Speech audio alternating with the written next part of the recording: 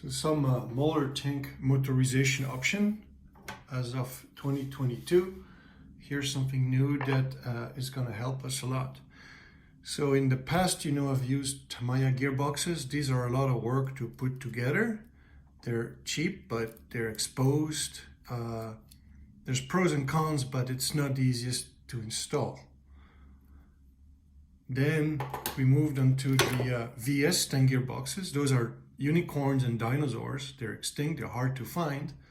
They're great. This was maybe the easiest installation, the easiest Mauler tank RC conversion. We still have on the market a lot of Henlong. These are tricky to install, and so far they fail. When I really play with them, gears end up breaking. And they're not friendly, but they have power, and Action Robot Punch has a bunch of beautiful videos when you can really see the performance is gorgeous.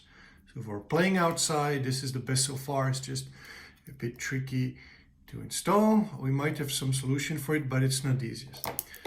So here comes the solution. On the market, there's a lot of these gearboxes out there for robotics on eBay, on Amazon, everywhere on robotic stores. They're pretty standard. The motors can be swapped. You can put different motors on. There's different gearings available. So these are great gearboxes. So I've been eyeballing this for a while, and here's finally my selection. Couple of things. Metal gears. Metal doesn't necessarily mean they're stronger. Sometimes plastic gears are just as good, and metal gears can fail just like plastic ones. But here's the advantage.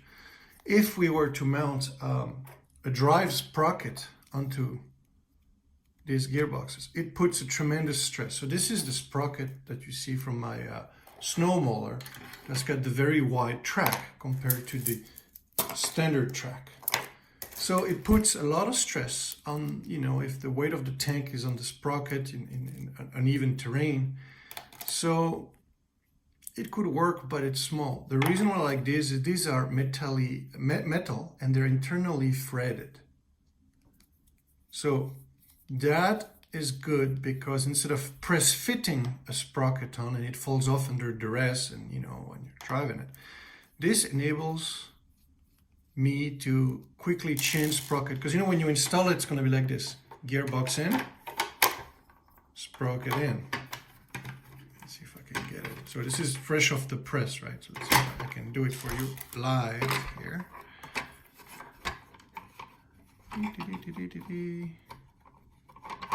All right, I'll do this another time, but you get the idea. So you need to be able to install them.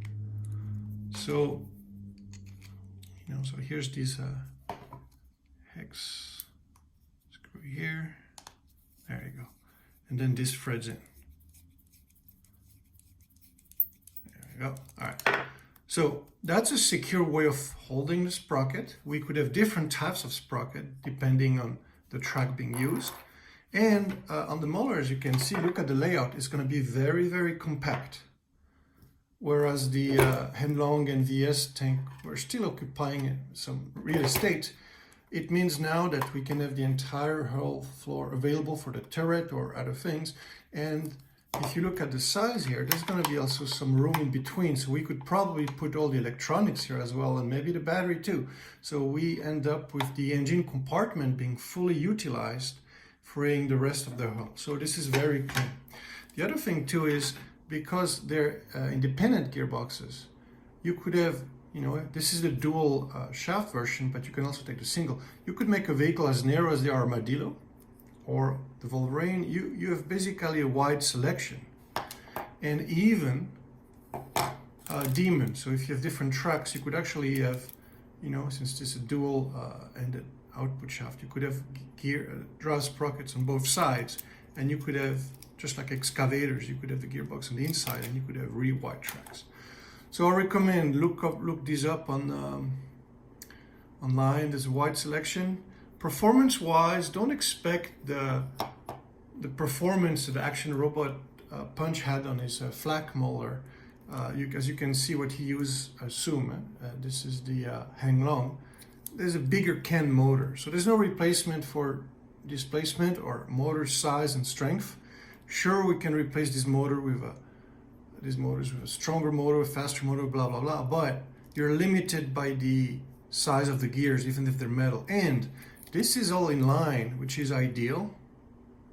While here, the primary drive is a bevel gear. So bevel gear, by default, like on these guys, it tends to be noisy.